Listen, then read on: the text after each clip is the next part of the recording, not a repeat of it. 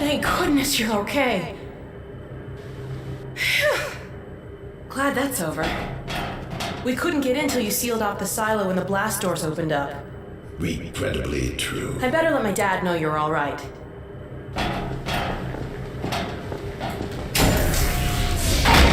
Dad? Yes, Alex. Is everything okay? Is Gordon all right? Yes, he's fine. And thanks to him, the base is secure. Good, good. We're about to watch the transmission from Judith. We'll head right over.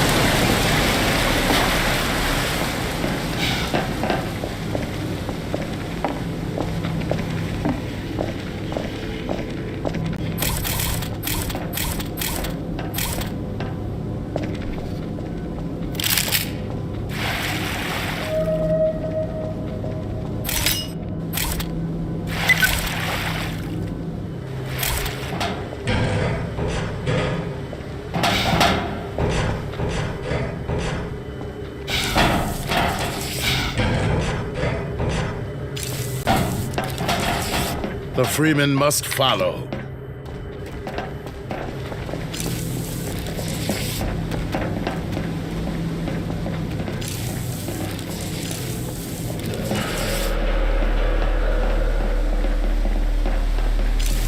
If you would take the Freemen from here, I can return to my place of honor at the side of the Magnuson. Sure thing. Thanks for the help. Dr. Kleiner told me that Judith headed north in a helicopter right after they got here. But he wouldn't tell me why.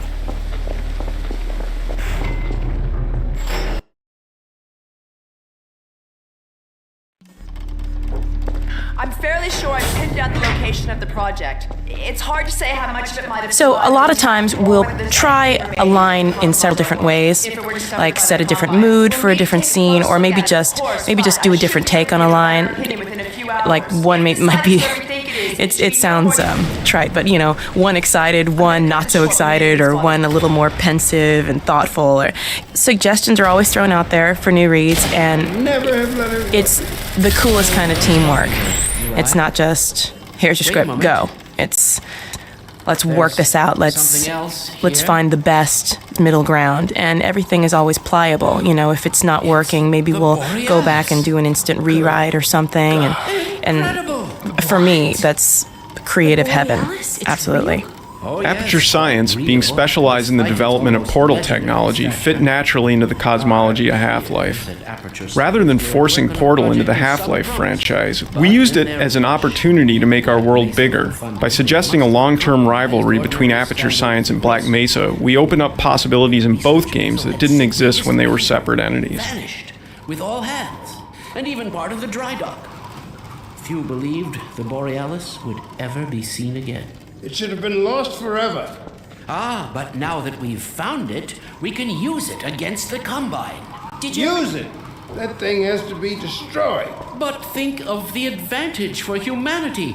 We can't simply waste all that potential. Has Black Mesa taught you anything? There's no controlling that kind of power. Well, yes. There's always a risk, Eli. But my goodness, we have coordinates, blueprints, hailing frequencies. Quite ingenious of Dr. Mossman to hide it all in the carrier wave. Well, that means she's still alive up there. But as a Combine catcher, they'll tear out everything she knows. There'll be nothing left of her. But we don't know for sure I won't that... take that chance. I'm going after her. Dad! Now, Eli, the only thing worse than Judith falling into their hands would be if they should get a hold of you. She may know the particulars of the Borealis, but you know everything about the Resistance. Listen to Dr. Kleiner, Dad. Gordon and I are more than able to handle this. We'll get her back. Kleiner, where are you? Why isn't the decoding finished? Oh, fine. The code. Yes, Magnuson. It just needs a little bit longer. If you're waiting for the Combine's go-ahead, they'll soon be here to give it to you in person. I'll hurry it along, Magnuson. I'll be back as soon as I finish. Dad, are you okay? Not again. No, I can't let it happen again. Not another Black Mesa. Dad, prepare for unforeseen consequences. What did you say? Dad! Okay. It's okay. Just lean into me. Let's get you off your feet. Thank you, baby. I'll be fine in a minute or two. Okay. Do you need anything? Actually, Alex, would you mind getting me a cup of tea? There's a hot plate in the old staff room. I'll be right back. Gordon, keep an eye on him. We're not going anywhere. Thank you, baby.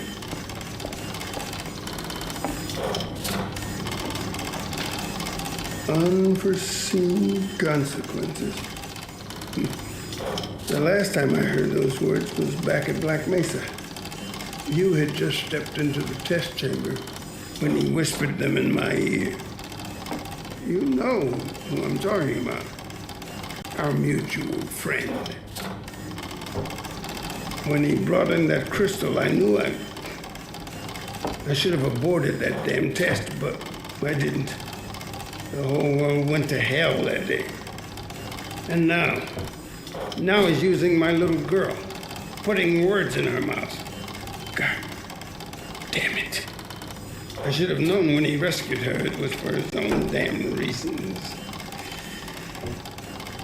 Gordon, there's so much I need to tell you. Between us, we may finally have a chance of, Here you go. Is everything all right? There's nothing, honey. All right, people, change of plans. There is no way we can launch before those Striders are... Oh, excuse me if I'm interrupting tea time. I'll just step out until you've finished, if that's more convenient. It's all right, honey. Well, Freeman, I believe I've found the perfect use for you. Follow me, quickly. We'll talk later, Gordon. I'll catch up with you in a bit.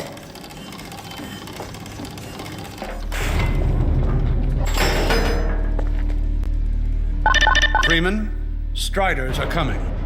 A single one of those damn things could shoot down our rocket. We don't dare launch until all Striders are destroyed. This whiteboard art went through several iterations, from highly stylized to absurd, through to something we believed we could ship. The Strider Buster, or Magnuson device, started life as a Half-Life 2 weapon called the Hopwire. This was a weapon that would leap into the air and create physical connections via ropes to the surfaces around it. Once attached, the ball would be suspended in the air, ready for action. We never shipped that weapon because it wasn't generally usable enough in our environments, especially outdoors. One side experiment created the black hole hopwire that the mod community found in Episode 1's code. You can still find videos of this in action on YouTube. The black hole version created a true physical vortex that sucked anything near it into an incredibly dense singularity. This created a small dense block comprised of all the mass and matter the vortex had collected, which the player could then pick up and hurl at enemies. We returned to the Hopwire for Episode 2, where we thought we could use it to tie the Strider's legs together and make it trip. But the mechanic of hurling and attaching the Strider Buster was more fun for players, so we moved the weapon in that direction. Fans of Half-Life 1 may remember a gag involving a microwave oven in the Black Mesa lunchroom. If you push the microwave button several times, the casserole inside it explodes. A memorable experience for many first-time players of Half-Life. In Episode 2, we thought it was finally time to let you know whose lunch you had ruined, and give you a chance at redemption. Good. There you go. Not too difficult at this range, is it? Gets a bit harder when it's moving about and firing at you, of course. Now, let's move on to a more challenging task. Uriah, send the target to the far end of the rails.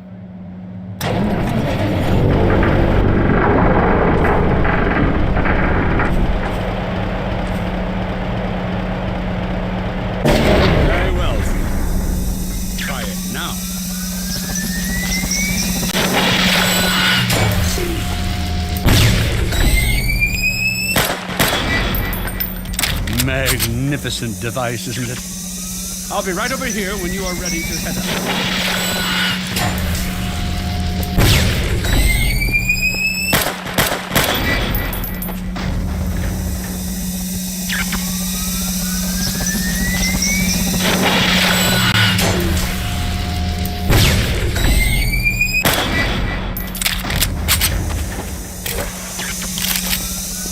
Had enough? Your car is fueled and ready to go. Now, every building in the valley has its own dispenser port, so you'll have ample supply of explosives. Now, I must get back to my rocket, Freeman. I'm relying on you not to squander my trust or my Magnusons. Oh, and Freeman, if you pull this off, I might just forgive you for that debacle at Black Mesa. You know the one I mean. Involving a certain microwave casserole.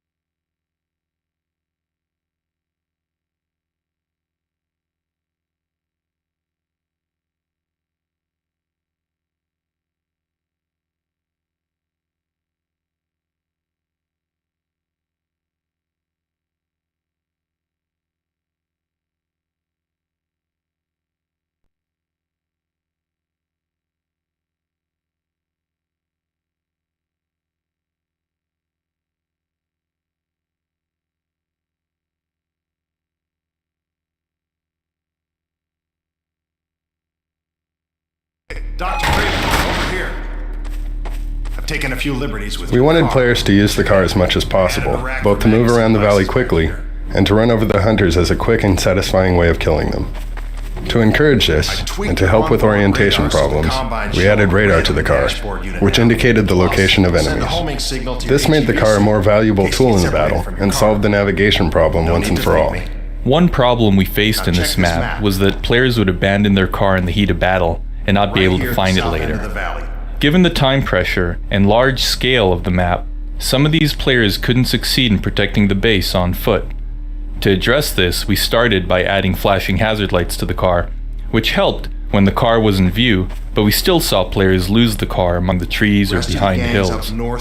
Eventually, we added a vehicle locator to the player's HEV suit, so players could find the car wherever it was. I'll be staying here to watch the field and send status updates. Good luck out there.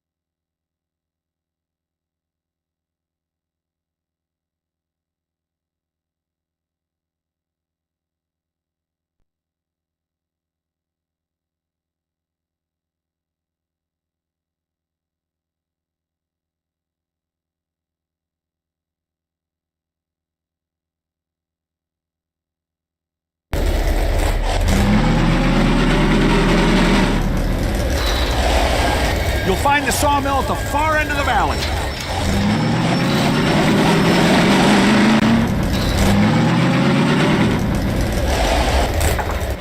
Before we create any final art, we use placeholders to see if the gameplay is working, and to figure out the proper dimensions and shapes for the model. In this level, we used an old pumpkin model as the placeholder for the Magnuson device. After we decided that the gameplay was fun and the pumpkin worked well, a proper model was created using the pumpkin as a template.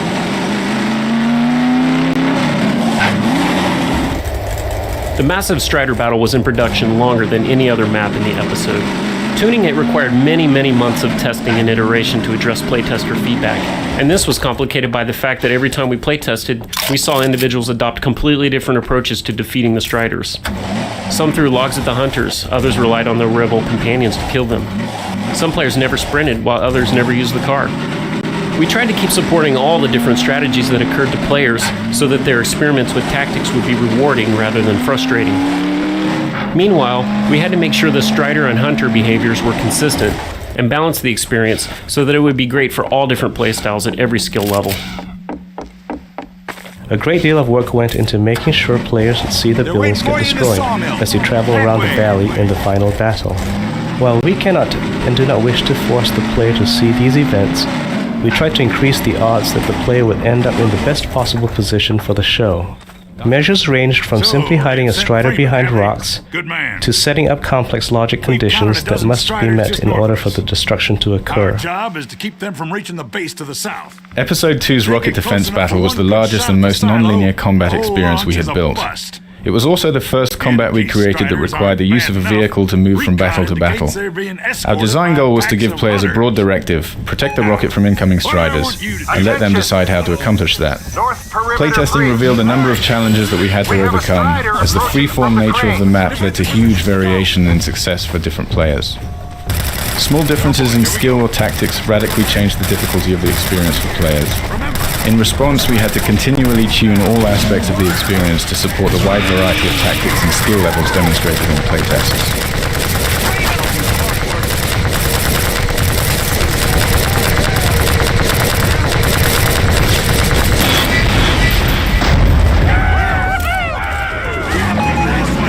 Strider at the sawmill.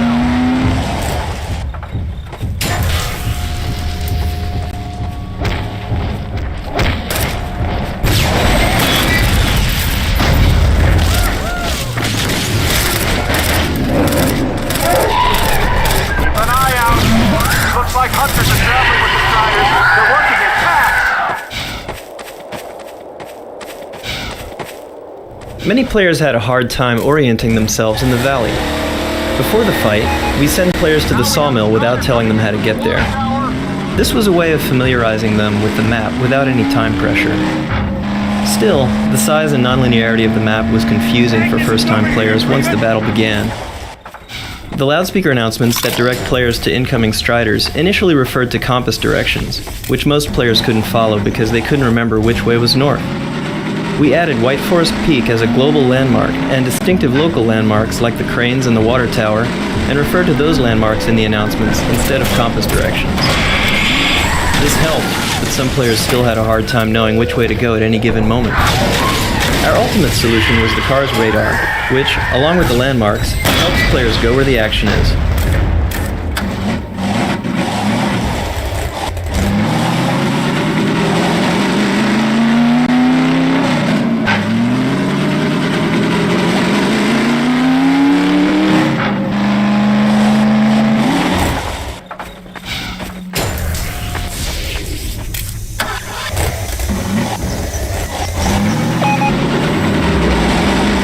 Coming from the crane.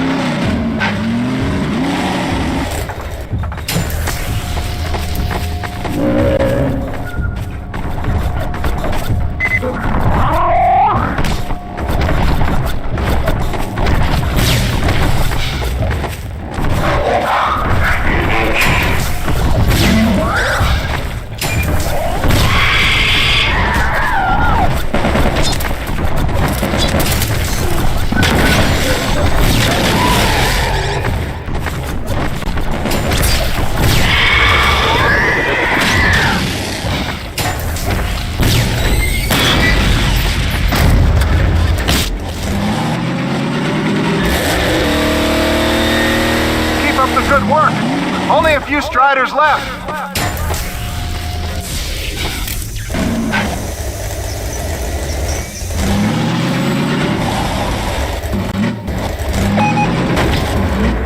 Another Strider coming towards the sawmill.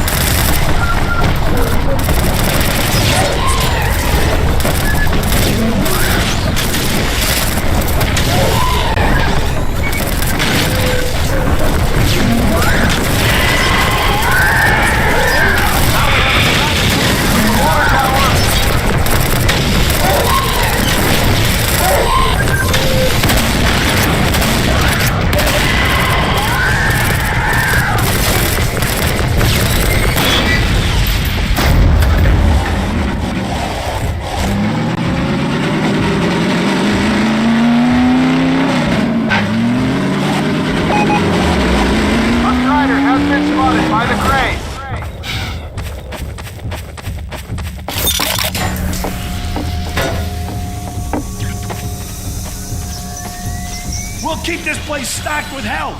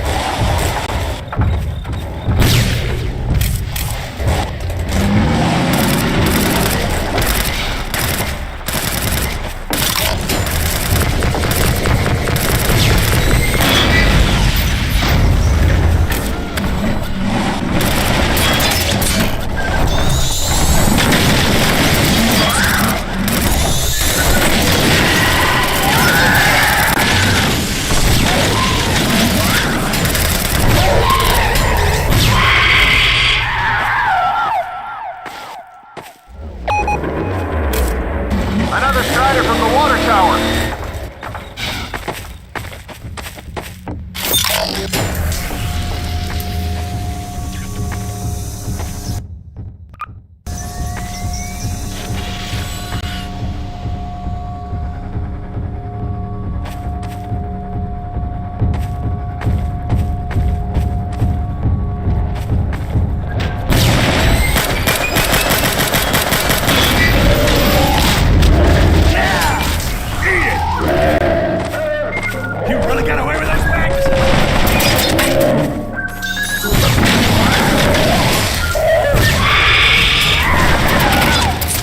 That was the last one.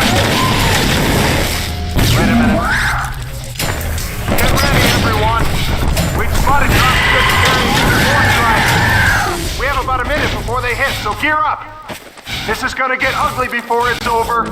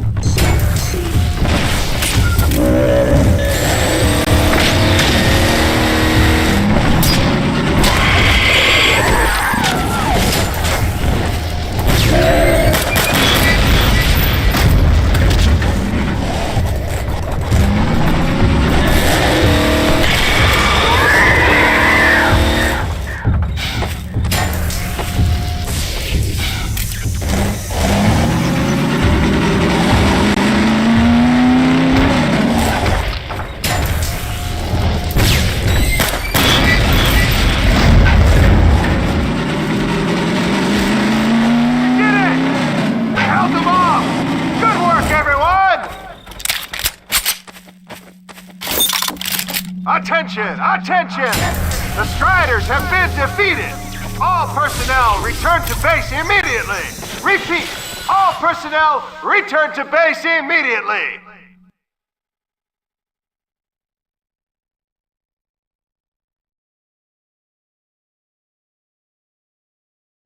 Players under pressure can overlook basic tasks, so we try to make the important ones foolproof. On this map, players often forget to check their health level, but rarely forget to seek out Magnuson devices. We narrowed doorways and set health supply racks right by the entries, so that players rushing in to get explosives would find themselves automatically picking up vital supplies. The Hunter's escort behavior includes specific formations and flanking strategies. This environment was designed specifically to enhance those behaviors by providing cover and visually interesting paths. In this way, the environment reinforces the design of the Hunter as stealthy, aggressive, and intelligent.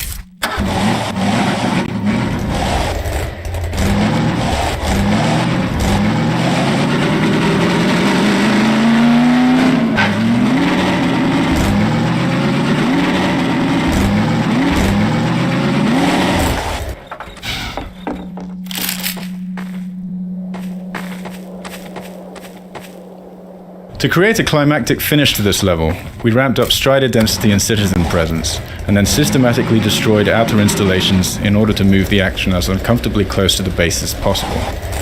It was important to us that everybody be able to play to the end of the episode, but we also wanted them to feel that defeating the Striders required a heroic effort. A balance had to be achieved between the feeling of being overwhelmed and the possibility of completing the level. We made many trade-offs to keep the experience enjoyable while keeping the intensity high, and sometimes this required removing enemies. For example, elite Combine soldiers originally took part in this invasion, running in and around the Striders and Hunters, but this additional level of enemy fire proved frustrating for players, and so they were removed. We made some small changes to our autosave system as a result of tuning the final Strider battle. Autosaves are the periodic checkpoints where we can restart the player's game after death, so that they don't have to worry about replaying more of the game than necessary. In playtests, we observed that most players depended on our autosaves to restart after dying, rather than using their own quick saves. But because the fight allowed players so much freedom, some players ended up with an autosave that left them in a no-win situation.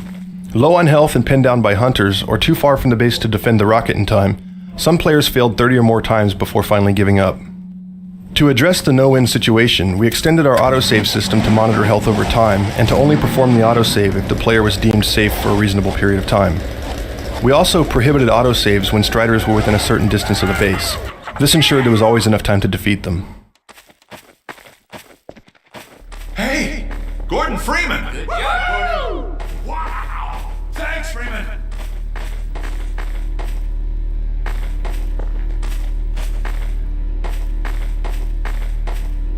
Good going! Wow, Gordon. You were amazing out there. Come on.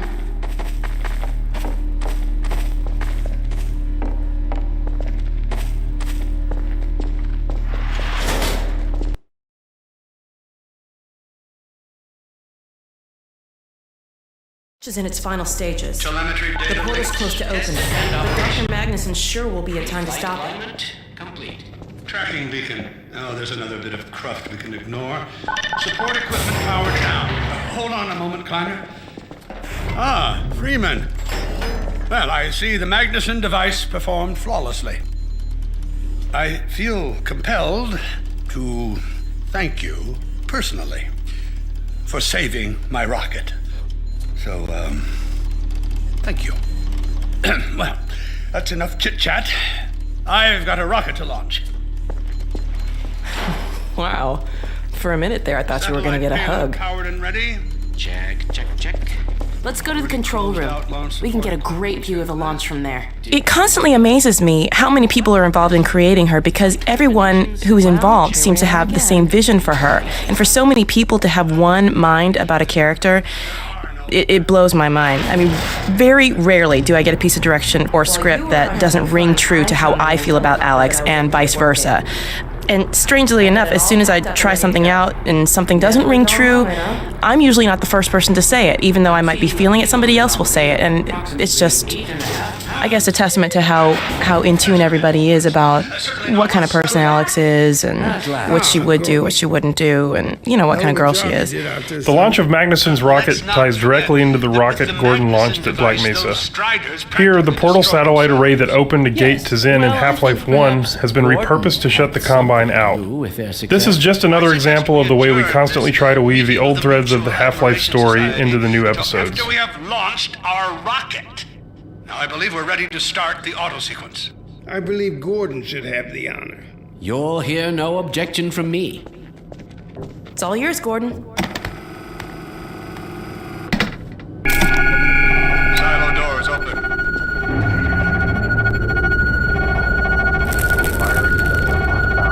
Stations, everyone.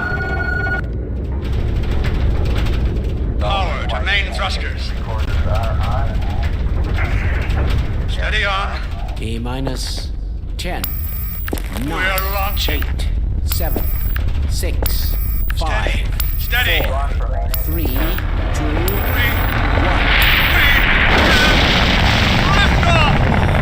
Yeah! We did it! We sure did. Just get control of myself. Yes. Fantastic. Deep breath. Deep breath. Now it is still too early to celebrate. We need to reach altitude and transmit the signal. Too right. The clock is ticking. We couldn't have cut it any closer if that was our intention. It is going to work, right? It has to. Once the rocket is in range of the portal, we'll be able to switch on the xenium resonator. Well, let's get outside. I'd like a better view of the fireworks. There should be quite a show. Regrettably, I can't come out with you. Magnuson and I will need to keep a close eye on the rocket's trajectory. Aren't you going to see us off? Just as soon as this is wrapped up. I wouldn't dream of letting you go without a proper goodbye. Okay, I'll hold you to that. You too, Dr. Magnuson. Indeed.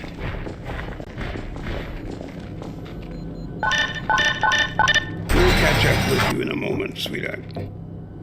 Gordon, hold up a Dog, second. there you are.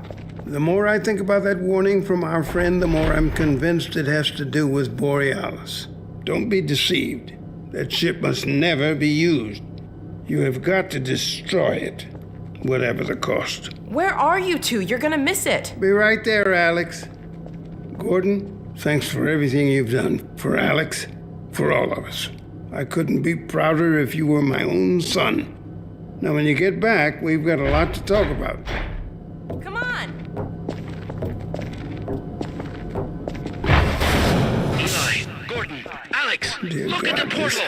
Episode 2's backgrounds or vistas are created in a manner that fuses traditional 2D animation techniques, using linear cards moving against each other to imply parallax, and a modern digital take which involves placing these cards in a 3D environment and manipulating their size and distance from camera depending on the scale needed. A series of cards can sit in front of a 3D skybox, and with the addition of atmosphere or fog, a realistic result can be achieved. A moment too soon. I'll bet the Combine aren't too happy right now. You got that right, sweetheart. But we've got plenty to celebrate. I wish you didn't have to head off so soon. If only it weren't so critical. It's okay, Dad. We'll find Judith and bring her back. Dog? Hey, where are you? What a nut. Don't go too far.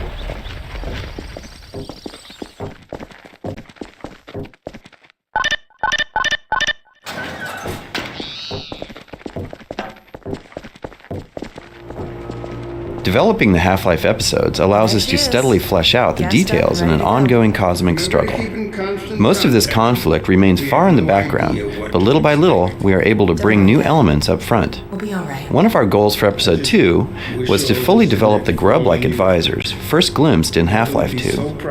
In Episode 1, they make several brief appearances but have no direct effect on the events in the game.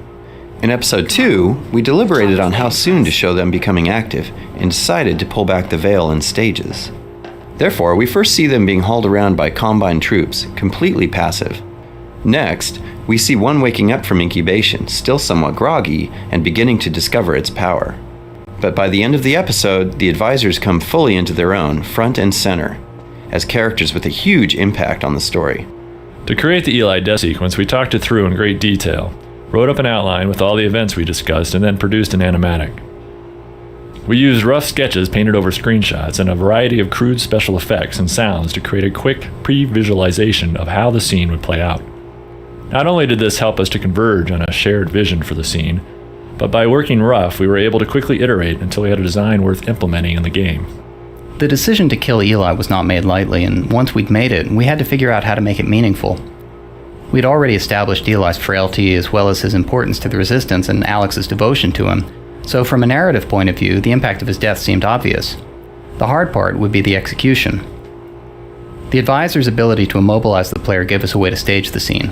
Then the animations and the sound design made it believable. But none of this would have been enough without inspired performances by Merle Dandridge and Robert Guillaume.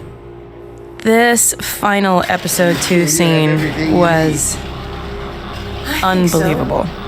Before we even started working on it, the team sat me down and they kind of did a little show and tell of the rough animation that they had. And I think they were hesitant to show it to me, but just from that rough animation, I was so moved. I mean, just immediately moved to tears. I felt like I'd just been gut punched, and I immediately felt it. I was like, let's go. Let's get on this. So it shouldn't surprise me. It shouldn't surprise me by now, because I've been working on Alex for so long now. But every time we come to the table to do a new scene or lay down some new material, I am always blown away. And this scene was just the epitome of that feeling. I was so pumped to get in there and start working on it. And they're always upping the ante and always taking it to the next level. But this time, this scene is different. Because this time, Alex loses. I love you, Dad! No! Oh my God! And I think this is I don't think, it is a major sacrifice. Gordon! You see her carrying around the wounds of her mother that she lost, but her dad made her who she is. Her dad taught her, her dad groomed her, and I think, most importantly, he loved her. And this script was a gift and a gut punch all in one. I don't know. When you give me something like that, it really motivates me to kind of try to knock it out of the ballpark. I love playing Alex, and I have to say, it's definitely my favorite acting job I've ever had, hands down.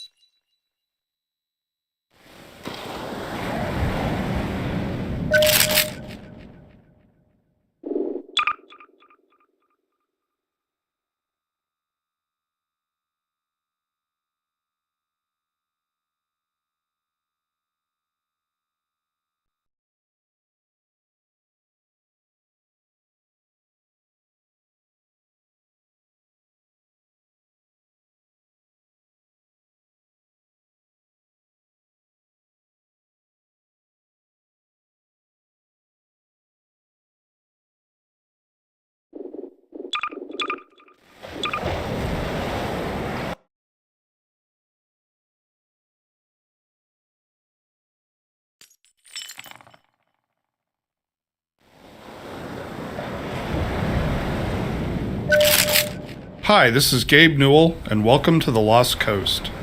In this tour, we're going to be talking about a new graphics technology we've been developing called High Dynamic Range, or HDR. We'll also be giving you some insight into the design and production challenges we faced during the construction of the Lost Coast.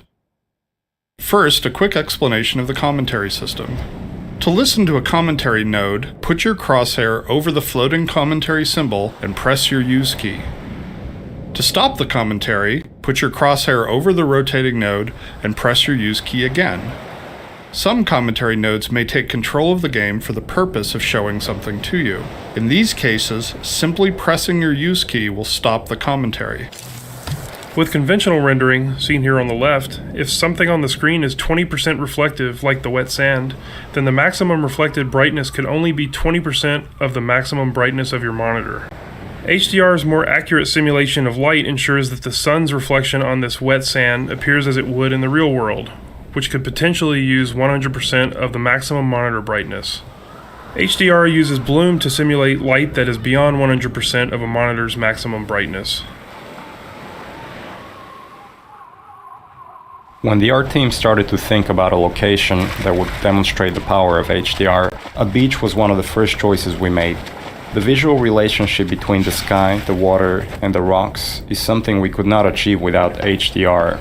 In order for high dynamic range to correctly simulate the light's interaction with the surfaces around you, like these wet rocks, we needed more precise information about the surfaces than we've had in the past. And now going forward, we're modeling textures in 3D packages to ensure that the physical information encoded in the texture allows HDR to correctly bounce light off the surface. We also designed the colors and values of each surface to ensure they will be correct across all exposure levels. The process of building characters in Half-Life 2 taught us many things. By the end, we believed we'd figured out a more effective process for designing and constructing characters. This fisherman is the first character we built using that process. Design-wise, the fisherman was focused on showcasing HDR and the way light falls on human skin. The highlights on his forehead and nose are good examples of specularity on human skin. You can see how the wrinkles on his cheeks and around his eyes are an example of how we can use normal maps to add depth.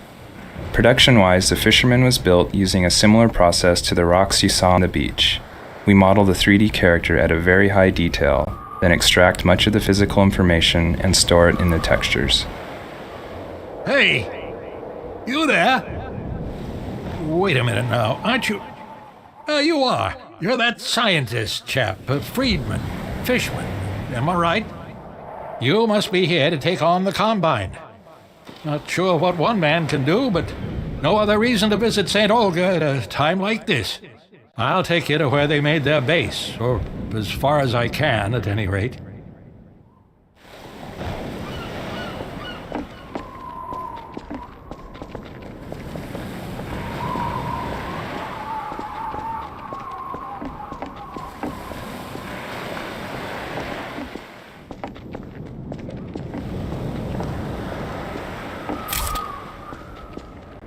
Water presents us with a lot of rendering challenges. In fact, we have to render the scene 3 times. Once for the refraction of what's under the water, once for the reflection of everything above the water, and once from the player's view. You can see the reflection and refraction scenes in the 2 small windows on screen. In the refraction, we calculate per pixel how much water you're looking through to do a volumetric underwater fog to simulate particulate matter. For our full HDR solution, we had to go through the entire engine and modify every bit of code that calculated light and color. For example, these water reflection and refraction renderings had to be improved to support the full range of contrast values. Here, now, let me just unlock this gate for you. Got the key right here. There we go. Get along now, laddie. Destroy that gun and no dawdling.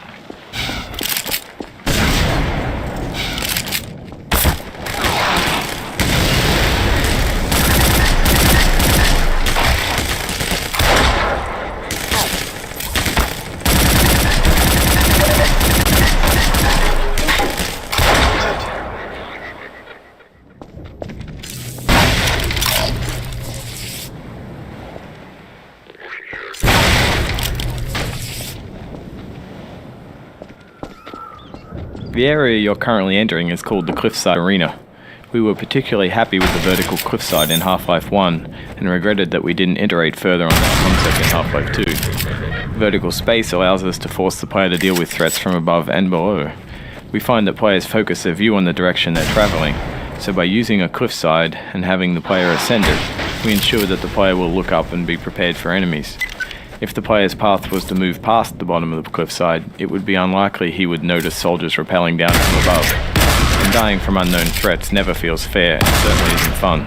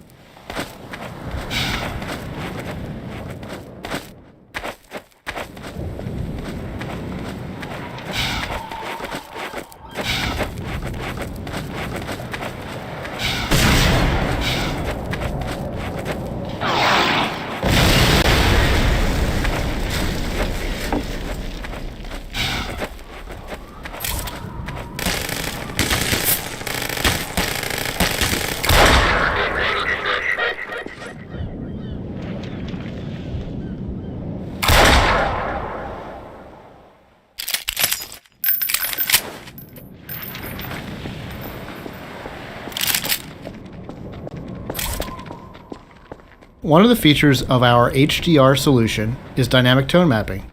The easiest way to think about dynamic tone mapping is that it's a method of simulating the way the human eye reacts to light. In the real world, you've probably walked into a dark room and noticed your eye adjusting to the darkness, letting you see better after some time. Or you've walked out into a bright day and been blinded by the sun, only to have your eye adjust and allow you to see normally. Your iris is adjusting itself in response to the amount of light hitting your eye. Dynamic tone mapping simulates this by automatically adjusting the exposure of the scene to mimic the behavior of your iris. You can see this as the view moves from the dark tunnel to the bright sun and back again. Here, you can see the way we calculate the amount of light hitting the player's eyes. We take a snapshot of the scene, measure the brightness levels, and then use that to adjust exposure. We consider light at the center of the screen more important than at the edges to better simulate the geometry of the eye. We wanted to transition from a bright, wide-open space into a tighter, closed one to showcase HDR's dynamic tone mapping. We also like to focus on contrasting elements in our settings, like ancient human architecture and futuristic combine technology. A monastery fit these requirements perfectly. Monasteries are generally isolated, unlit, and built ages ago. They provide a great backdrop for the contrasting combine technology. When we build fictional settings, we try to ground them by basing them off a real-world location. We use this location as a design constraint that forces a logical consistency behind the art choices. Churches are great dramatic spaces. They're often lit naturally with extremes of darkness and brightness, which makes them a great showcase for HDR. Gothic churches are the sober monochromatic spaces that you've seen in almost every horror movie or game. Byzantine churches, on the other hand, are very colorful and have a large variety of materials. We wanted that color and material variety to show off our HDR reflections.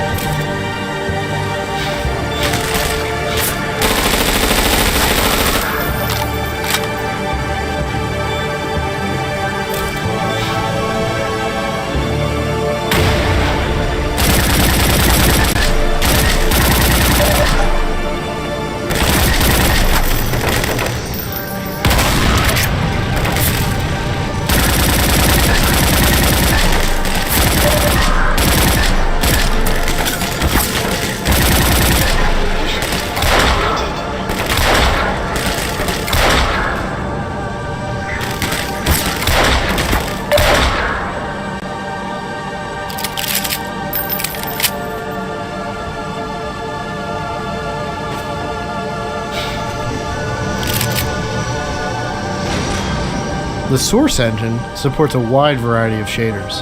The refraction shader on the window here requires us to copy the scene to a texture, refract it, and then apply it to the window surface. To fully support HDR, every shader in the engine needed to be updated. So this refraction shader was improved to support the full range of contrast. If you viewed the sun through this window, it would be refracted correctly. The courtyard in front of you is a space we call an arena. Arenas are built to hold the player for a period of time and usually contain combat or some other challenge. They often have multiple entry points for enemies, along with a gate of some kind to prevent the player moving on until the challenge has been completed. In this case, the arena is free of enemies until the player solves a puzzle and triggers an alarm. This is a method that allows the player to explore the arena and get a sense of its space before being forced to fight in it. It adds a sense of uneasiness to the player who's expecting to be attacked now that they've reached the goal set for them at the start of the map. The break in the action here is also a crucial part of the level's pacing. It allows the player to recover and explore the world a little after being attacked on the way up the cliffside. This marks the end of the Lost Coast tour. This has been an experiment on our part to see if our community would find it interesting to learn more about our development process. As always, we're interested in your feedback. I can be reached at gaben, Gaben, at valvesoftware.com. People like this will keep producing this kind of content for all of our games going forward. Thanks for listening.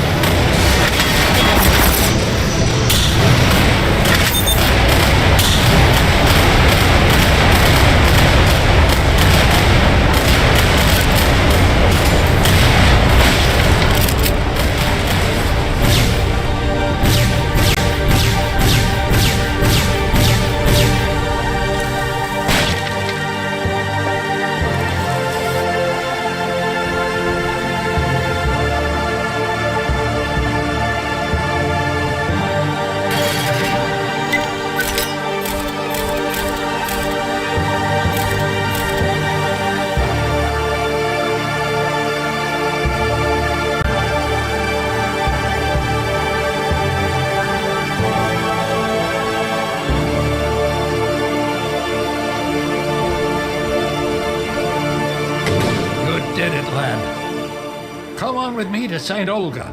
We'll celebrate this victory with a feast. I hope you like leeches. Hey, where you going? You're getting fuzzy around the edges. Well, I guess you got other places to be. Nice knowing ya.